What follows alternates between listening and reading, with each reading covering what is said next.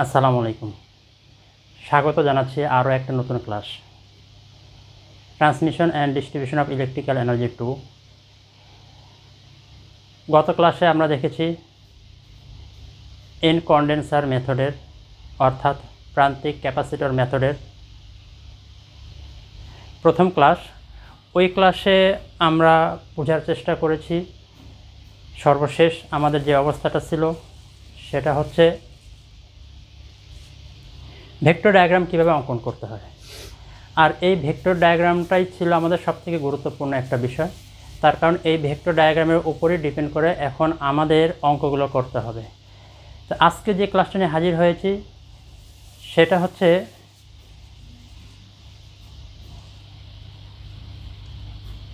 এই ইনকন্ডেন্সার মেথডের অঙ্কগুলো আমরা করব। যে অঙ্কগুলো পরীক্ষায় আসে অবশ্যই আসবে, এটা রচনামূলক থাকতে পারে, এটা সংক্ষিপ্ত থাকতে পারে। এই জন্য এই ক্লাসটা করার আগে যেহেতু আমাদের vector diagram important, vector diagram থেকে আমাদের অঙ্কগুলো করতে হবে, এই কারণে ভেক্টর ডায়াগ্রামটা আমি আর একটু রিভিউ করতে চাচ্ছি শুধুমাত্র তোমাদের জন্য, যেন সহজে বুঝতে পারো। তো শুরু করে দিয়ে আজকে আমাদের সেই ভেক্টর ডায়াগ্রাম গত ক্লাসে যেটা দেখছি সেটি শুধু শর্টকাট করে আজকে একটু শুধু রিভিউ করব। এখানে আমি সুবিধার্থে আগে একটা সার্কিট ড্র করে রাখছি। এন কন্ডেন্সার অর্থাৎ ক্যাপাসিটর, সেটাকে আমি এই প্যারালেলে এই রিসিভিং প্রান্তে দেখানো হয়েছে। গত ক্লাসে এটা আলোচনা করা হয়েছে যে ভিএস হচ্ছে সেন্ডিং ভোল্টেজ, আইএস হচ্ছে সেন্ডিং কারেন্ট, আর হচ্ছে ওই লাইনের রেজিস্ট্যান্স, এল হচ্ছে ওই লাইনের ইন্ডাকটেন্স, আর ক্যাপাসিটর এটি হচ্ছে এন কন্ডেন্সার যেটা রিসিভিং প্রান্তে লাগানো হয়েছে, আর ভিআর হচ্ছে রিসিভিং ভোল্টেজ, আর এই রিসিভিং প্রান্তে যে কারেন্ট প্রবাহিত হচ্ছে সেটা হচ্ছে আইআর। এখন এই সমস্ত resistance, inductance, capacitance, IS, IR, VS, VR এগুলো নিয়েই আমরা সেই ভেক্টর ডায়াগ্রামটা অঙ্কন করব। তো দেখি ভেক্টর ডায়াগ্রামটা কীভাবে অঙ্কন করা যায়। তো ভেক্টর ডায়াগ্রাম অঙ্কন করার আগে যেহেতু রেজিস্ট্যান্স, ইন্ডাকটেন্স, ক্যাপাসিটেন্স এই তিনটা ইকুইপমেন্ট আমাদের আছে, এই তিনটা কনস্ট্যান্ট ধ্রুবক আমাদের আছে। এই সম্পর্কে আমরা তো গত ক্লাসে এটা বলা হয়েছে যে এই সম্পর্কে আমরা সার্কিট 2তে দেখে আসছি যে ভেক্টর ডায়াগ্রাম রেজিস্ট্যান্সের ক্ষেত্রে কীরকম হয়, ইন্ডাকটেন্সের ক্ষেত্রে কীরকম হয়, ক্যাপাসিটরের ক্ষেত্রে কীরকম হয়। সেই ধর্মটাই এইখানে অ্যাপ্লাই করতেছে, এইখানে অ্যাপ্লাই করতে হবে। এই ধর্মের উপর ডিপেন্ড করেই আমাদের ভেক্টর ডায়াগ্রামটা হচ্ছে। শুধু একটু রিমাইন্ড করার চেষ্টা করতেছি, একটু শুধু মনে করানোর চেষ্টা করতেছি সেগুলো কেমন ছিল। আমরা জানতাম যে ভেক্টর ডায়াগ্রাম যখন শুধুমাত্র রেজিস্টিভ সার্কিট হতো সেক্ষেত্রে আমরা ভোল্টেজকে যদি রেফারেন্স ধরা হতো তাহলে কারেন্ট হতো ইন ফেজে, কারেন্ট ভোল্টেজ একই লাইনে ইন ফেজে থাকতো। এটা হচ্ছে রেজিস্টিভ লোডের ক্ষেত্রে।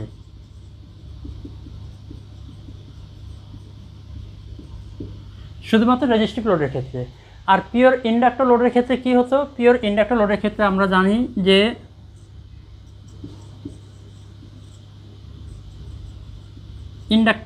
পিওর ইন্ডাকটেন্স বা ইন্ডাক্টর লোডের ক্ষেত্রে আমরা এটা জানি যে ভোল্টেজ থেকে কারেন্ট 90 ডিগ্রি ল্যাগ করবে মানে পিছায় থাকবে, পেছনে থাকবে, নিচে থাকবে। সেটা কীরকম? এটা যদি রেফারেন্স ভোল্টেজ ভি হয়ে থাকে তাহলে এটা হচ্ছে আমাদের আই এল, এটা হচ্ছে থেটা এল বা থেটা, যেটাই আমরা বলি না কেন, 90 ডিগ্রি পেছনে আছে। আর ক্যাপাসিটরের ক্ষেত্রে কি?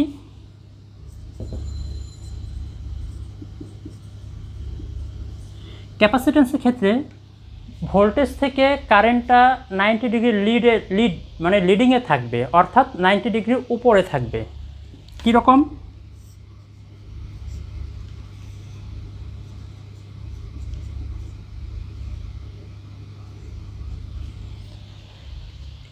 এই থিওরিটাই আমরা এখানে অ্যাপ্লাই করব। রেজিস্ট্যান্সের ক্ষেত্রে যেমন হবে সেরকমভাবেই দেখাবো, ইন্ডাক্টরের ক্ষেত্রে যেমন হবে ঠিক ওরকমভাবেই আমরা ড্র করব, আর ক্যাপাসিটেন্সের ক্ষেত্রে যেমন হবে ঠিক ওরকমভাবে আমরা এই জিনিসটাকে ড্র করব। এখন কথা হচ্ছে আমরা এটাও দেখছি যে রেজিস্ট্যান্স, ইন্ডাকটেন্স যদি একই লাইনের মধ্যে থাকে অর্থাৎ আরএল সার্কিট যদি হয়ে থাকে সেক্ষেত্রে কিন্তু 90 ডিগ্রি অ্যাঙ্গেল হবে না, সেক্ষেত্রে অ্যাঙ্গেলটা কিছুটা কম হবে, 90 ডিগ্রি কম হবে। এই বিষয়টা আমরা মাথায় রাখবো।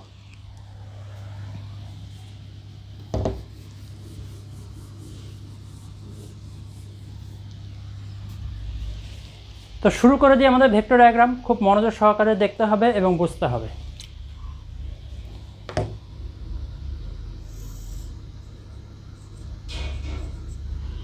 ভিআরকে আমরা রেফারেন্স নিলাম। কেন ভিআরকে রেফারেন্স নিচ্ছি এটা গতকালকে বলা হয়েছে, গত ক্লাসে বলা হয়েছে, নতুন করে আজকে আর বলা দরকার নাই।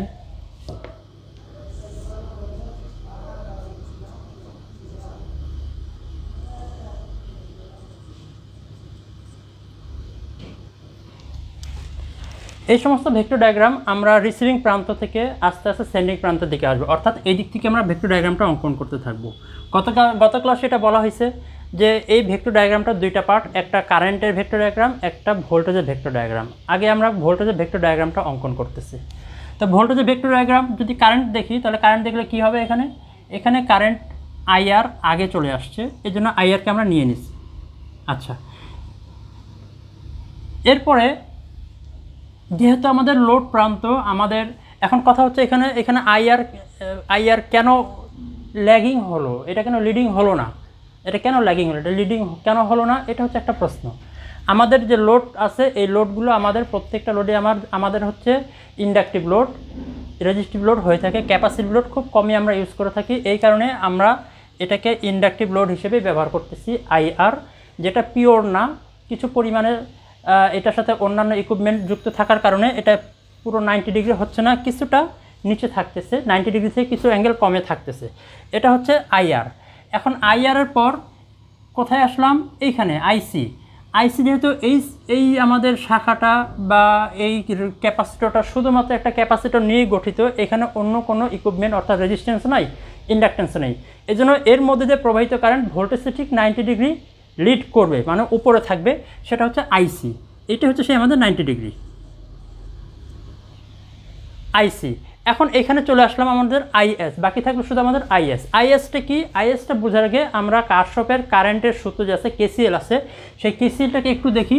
এই পয়েন্টে, এই এ পয়েন্টে আমরা যদি কেসিএল প্রয়োগ করি, কেসিএলটা কী হবে, এখানে কেসিএল হচ্ছে আইএস সমান আইসি প্লাস আইআর, অর্থাৎ আগত কারেন্ট এবং নির্গত কারেন্টের যোগফল, আগত কারেন্টের যোগফল নির্গত কারেন্টের যোগফলের সমান। এটা হচ্ছে আমাদের কেসিএল বা কারশফের কারেন্টের সূত্র। তো এখানে আইএসটা আসতেছে, আইসি বের হচ্ছে, আইআরও বের হচ্ছে। এজন্য আইএস, আইসি এবং আইআরের যোগফল আইএসের সমান।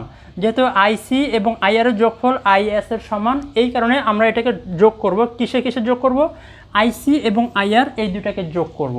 কিভাবে যোগ করব, এখানে যেহেতু আমাদের আইসি উপরে আছে আর আইআর নিচে আছে, তাহলে এটার ভেক্টরের যোগ আমরা কিভাবে করব।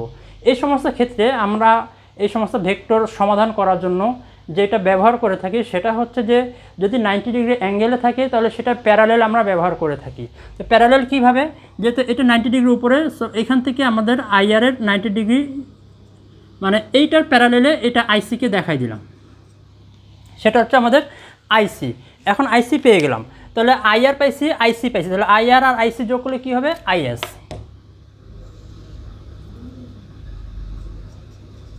সেটাই হচ্ছে আমাদের আইএস।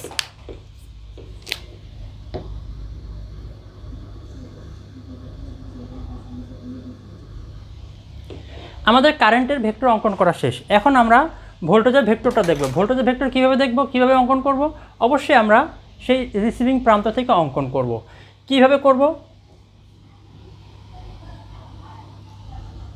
না, এখানে যেটা করব সেটা হচ্ছে কারেন্ট হচ্ছে আমরা রিসিভিং প্রান্ত থেকে করব, আর ভোল্টেজটা হচ্ছে আমরা সেন্ডিং প্রান্ত থেকে আমরা ক্যালকুলেশন করে আসবো, ভেক্টর ডায়াগ্রামটা অঙ্কন করে আসবো। কিভাবে, এখান থেকে যদি শুরু করি, প্রথমে আস্তে আস্তে আমাদের রেজিস্টর, এই রেজিস্টরের মধ্যে অবশ্যই একটা ভোল্টেজ ড্রপ হবে। সেই ড্রপটা কি, সেই ড্রপটা হচ্ছে আইএস আর। এই আইএস আর হচ্ছে আইএস যে কারেন্টটা আছে ঠিক এর প্যারালেলে হবে। এটা হচ্ছে আমাদের আইএস আর। এখন আমরা আসলাম ইন্ডাক্টরের ক্ষেত্রে। শুধুমাত্র আমরা এই ইন্ডাক্টরটাকে যদি চিন্তা করে থাকি, শুধু এই ইন্ডাক্টরের মধ্যে ভোল্টেজ হচ্ছে ভিএল, এর মধ্যে ভোল্টেজ ড্রপ যেটা হবে সেটা হচ্ছে আইএস এক্সএল। আচ্ছা, আইএস এক্সএল, এক্সএল কেন আসলো এটা তো আমরা জানি, নতুন করে জানানোর কথা কোনো দরকার নাই। যেহেতু এখানে আমরা একটা লোড, একটা বাধার চিন্তা করতেছি, এর জন্য এইখানে আমাদের অবশ্যই এক্সএল নিয়ে আসতে হবে। এলটাকে আমরা এক্সএল রূপান্তর করে নেব। কীভাবে রূপান্তর করি এটা তো আমরা জানি, এর জন্য নতুন করে বলা দরকার নাই। তো এখানে যেহেতু এলটা আমরা এক্সএলটা যেহেতু আমরা পাচ্ছি, যেহেতু এখানে পিওর ইন্ডাকটিভ লোড আমরা চিন্তা করতেছি, এই কারণে এটা ঠিক এই ভোল্টেজ থেকে 90 ডিগ্রি, রেফারেন্স ভোল্টেজ থেকে 90 ডিগ্রি আইএস এক্সএল। তাহলে আইএস আর পেলাম, আইএস এক্সএল পেলাম। এখন এই দুইটা ভেক্টরে আমরা যদি যোগ করি তাহলে এইটার যে ভোল্টেজ ড্রপ সেটা হচ্ছে ইম্পিডেন্সের ড্রপ, সেটা কি আইএস জেড, সেটা হচ্ছে আমাদের আইএস জেড। এখন আমি দেখি এইখানে ভিআর, যেহেতু এই লোড প্রান্ত এই ক্যাপাসিটর দুটোই যেহেতু আমাদের প্যারালেলে আছে, তার মানে ভিআর এখানে থাকা যেই কথা এখানে থাকা একই কথা, এই ক্যাপাসিটরের আড়াআড়িতে এই ভোল্টেজটা থাকা একই কথা। এখন এইখানের ভোল্টেজ আর এই দুই জায়গার ড্রপের ভোল্টেজ, এই ড্রপের ভোল্টেজটা আর এই ভোল্টেজটা আমি যদি যোগ করি তাহলে অবশ্যই আমাদের এই সেন্ডিং ভোল্টেজটা পাবো। আরও একটু সহজভাবে আমি যদি বলি, আমি ধরি যে এখানে আমি দিলাম 240 ভোল্টেজ, সাপোজ ধরলাম 240 ভোল্টেজ, যেহেতু এখানে আমাদের একটা লোড আছে, লোড থাকার কারণে এখানে অবশ্যই একটা ভোল্টেজ ড্রপ হবে। ধরলাম এখানে আমাদের 40, এই দুইটা লোড মিলে 40 ভোল্টেজ ড্রপ হলো আমাদের। তাহলে এই 40 ভোল্টেজ ড্রপ মানে কি? ড্রপ মানে হচ্ছে যে আমরা সেন্ডিং ভোল্টেজ যেটা আছে, সেন্ডিং ভোল্টেজ থেকে ওই ড্রপটাকে পুরোটাই বাদ দিয়ে বাকি যেটা থাকবে সেটা হচ্ছে আমাদের রিসিভিং প্রান্তে অর্থাৎ লোড সাইডে চলে যাবে। তাহলে লোড সাইডে আমাদের এখানে কত আসবে? 240 থেকে 40 বাদ দিলে এখানে আসবে 200 ভোল্টেজ।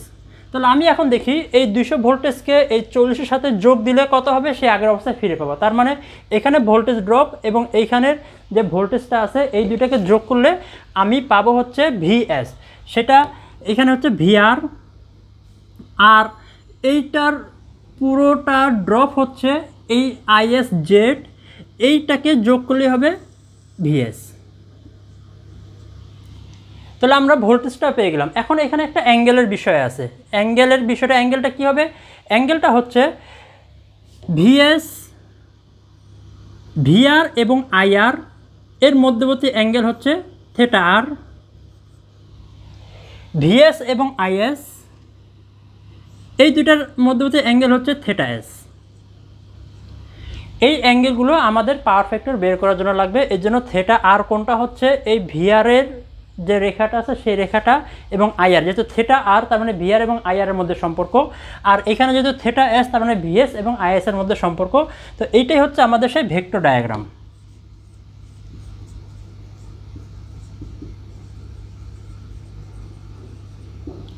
এটাই হচ্ছে আমাদের সেই ভেক্টর ডায়াগ্রাম। আশা করি আমরা ভেক্টর ডায়াগ্রামটা বুঝতে পারছি। এখন এই যে ভেক্টর ডায়াগ্রাম যেটা অঙ্কন করলাম, এই ভেক্টর ডায়াগ্রাম থেকে আমরা কিভাবে আমাদের ফর্মুলার সূত্রগুলো বের করতে পারি, যে সূত্রগুলো দিয়ে আমরা অঙ্ক করতে পারি।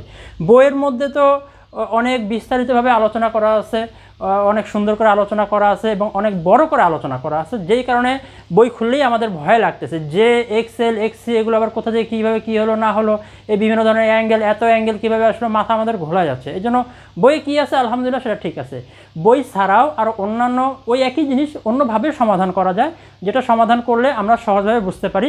সো আমরা এখন বইয়ে কী আছে সেটা ঠিক আছে আলহামদুলিল্লাহ। তো এখান থেকে আমরা যেটা পেলাম সেখান থেকে আমরা ফর্মুলাগুলো বের করে নিই, ওই ফর্মুলা দিয়েই আমরা অঙ্ক সমাধান করে দেখব যে বইয়ের অঙ্কের সাথে মিলতেছে কি না। তো এখান থেকে কী কী ফর্মুলা পাবো, প্রথমেই আমি বের করে নিই হচ্ছে এই পয়েন্টে আমি যদি কেসিএল ফেলাই তাহলে এখানে কি পাবো? এখানে পাবো আইএস সমান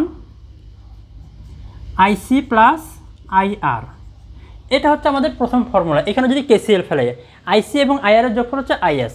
আচ্ছা, এটা যেহেতু ভেক্টরিক্যালি আমরা যোগ করে থাকি, এই জন্য উপরে ভেক্টর চিহ্নটা দেখা দিতে হবে। হ্যাঁ, এখন একটা কথা হচ্ছে যে এই ভেক্টর চিহ্ন অ্যারো চিহ্ন বা তীর চিহ্ন দিয়ে দেখাইছে, আবার ফিজিক্সে আমরা দেখে আসি ভেক্টর চিহ্নটা আবার মাথার মধ্যে টুপি পরাই দিছে, এরকমভাবে দেওয়া হয়েছে, বলছে এইটাও ভেক্টর চিহ্ন, এটাও ঠিক আছে।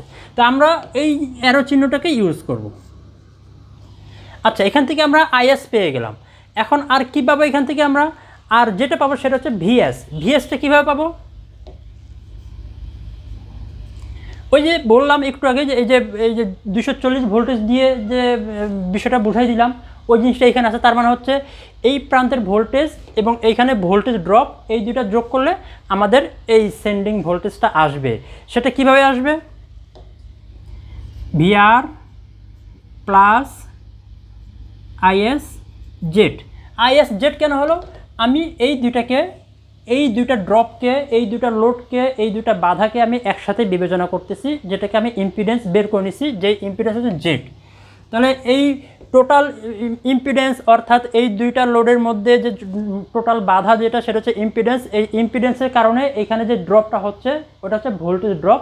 সেই ভোল্টেজ ড্রপটা কী হবে, জেড এবং আইএস, অর্থাৎ আইএস ইন্টু জেড, এই দুইটার গুণফল হচ্ছে এই দুইটা শাখা অর্থাৎ রেজিস্ট্যান্স এবং ইন্ডাকটেন্সের সম্মিলিত যে বাধাটা, সেটা হচ্ছে আইএস জেড। তো এখানে আমরা ভেক্টর চিহ্নটা দিয়ে দিই। তাহলে আমাদের ভিএসও বের হয়ে গেল। এরপর আমরা কি বের করতে পারি, এরপর আমরা যেটা বের করব সেটা হচ্ছে ভোল্টেজ রেগুলেশন বের করব, আর বের করব হচ্ছে আমাদের ইফিসিয়েন্সি মানে দক্ষতা।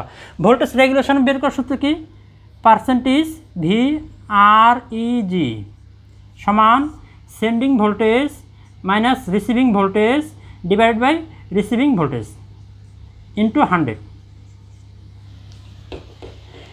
100। এটা হচ্ছে আমাদের ভোল্টেজ রেগুলেশন বের করার সূত্র। আচ্ছা, এরপর আমরা কি বের করতে পারি, এরপর আমরা বের করব হচ্ছে ইফিসিয়েন্সি। ইফিসিয়েন্সির আমরা সূত্র জানি, P output P input into 100, অর্থাৎ আউটপুট সাইডের টোটাল পাওয়ার এবং ইনপুট সাইডের পাওয়ার, এই দুইটা পাওয়ারের ভাগ করলে 100 দিয়ে গুণ করলে যে মানটা হবে সেটা হচ্ছে যে এই ট্রান্সমিশন লাইনের ইফিসিয়েন্সি বা দক্ষতা। এই দক্ষতা বের করার জন্যই আমাদের এত কিছু ক্যালকুলেশন করা লাগে। মূলত এই দক্ষতাই হচ্ছে আমাদের মূল। এটাকে বের করার জন্যই আইএস বের করতেছি, ভিএস বের করতেছি, ভোল্টেজ রেগুলেশন বের করতেছি, পাওয়ার ফ্যাক্টর বের করতেছি, এত কিছু বের করতেছি শুধুমাত্র এই আমাদের ইফিসিয়েন্সিটা বের করার জন্য। এখন পি আউটপুটটা কীভাবে পাবো, পি ইনপুটটা কীভাবে পাবো সেটা একটু দেখি। পি আউটপুট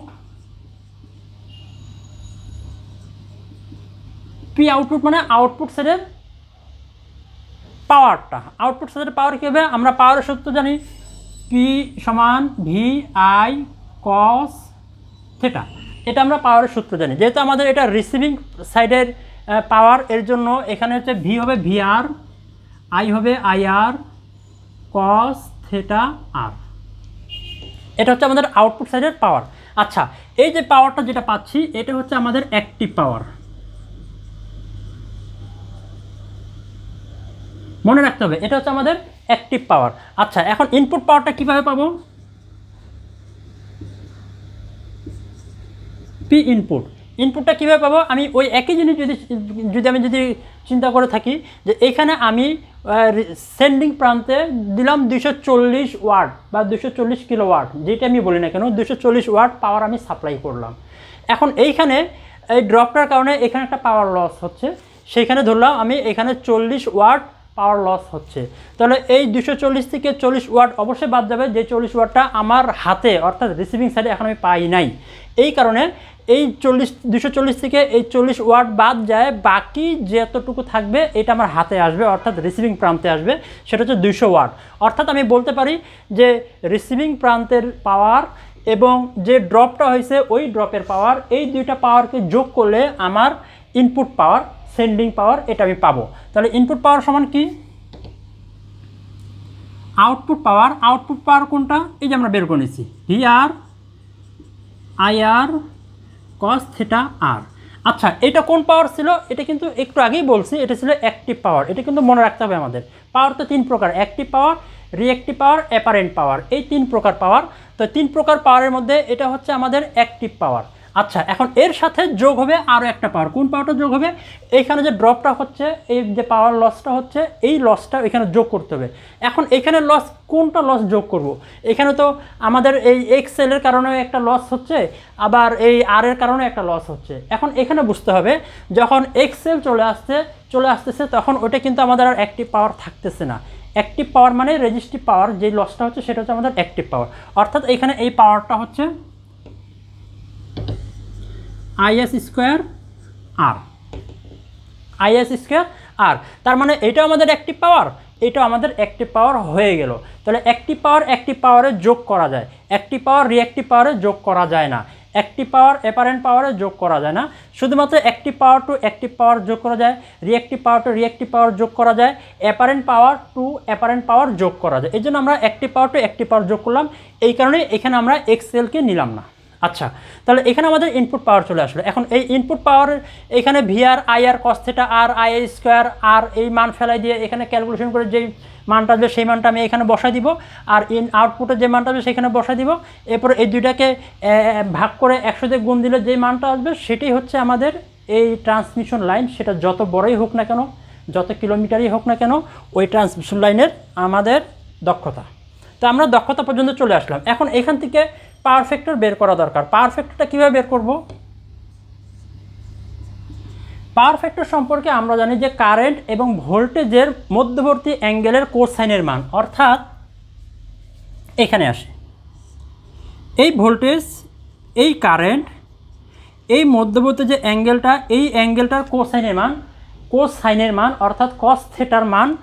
এই কস থিটার মান, এই মানটাকে আমরা বলতেছি পাওয়ার ফ্যাক্টর। তো এখানে পাওয়ার ফ্যাক্টরটা কীভাবে বের করব? কস থিটা, এইখানে হচ্ছে আমাদের মূল টুইস্ট। এখানে হচ্ছে আমাদের সবথেকে মজার জিনিস যে কস থিটা। থিটা বলতে এখানে কোন থিটাটা আমি নিব? এখানে তো কয়েকটা থিটা চলে আসছে। আচ্ছা, এখানে যেই থিটাটা আমি নিব সেটা হচ্ছে ভোল্টেজ এবং কারেন্টের মধ্যবর্তী থিটা। এখান থেকে আমি যে ভিএসটা বের করছি, ভিএসটা বের করার কারণে এটা এখান থেকে আমি যদি ওই ভেক্টরিক্যালি যোগ করে আমি এখানে একটা মান পাবো, ওই মানটা আমি যদি পোলার ফর্মে নিয়ে থাকি তাহলে এখান থেকে আমার একটা অ্যাঙ্গেলে মান আসবে। এই মানটা হচ্ছে ভিএস, থিটা ভিএস। এই মানটা হবে থিটা ভিএস। আর আইসি এবং আইআরকে যোগ করে এখান থেকে একটা থিটার মান পাবো, সেটা হচ্ছে থিটা আইএস। অর্থাৎ এই ভিএস এবং আইএস এই দুইটার পার্থক্যই হচ্ছে আমাদের এই থিটা, মূল থিটাটা। অর্থাৎ মূল থিটা আমি লিখতে পারি cos theta VS minus theta VI, theta is,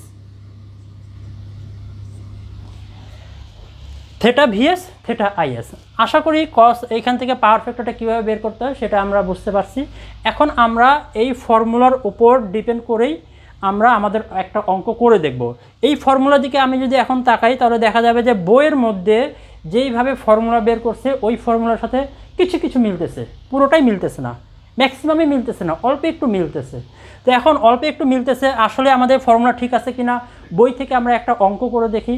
বইয়ের একটা অঙ্ক করে আমরা আমাদের এই ফর্মুলা অনুযায়ী একটা অঙ্ক করে দেখি যে সূত্র মিলতেছে কিনা, অ্যান্সার মিলতেছে কিনা। যদি অ্যান্সার মিলে যায় তার মানে এটা ঠিক আছে, হ্যাঁ এটা ঠিক আছে। এখন এটা আমার কাছে সবথেকে সহজ মনে হয়েছে, এই কারণে এই জিনিসটাকে সামনে নিয়ে আসলাম। তো এইটার উপর ডিপেন্ড করেই আমরা এখন একটা অঙ্ক করব। পুষ্কর।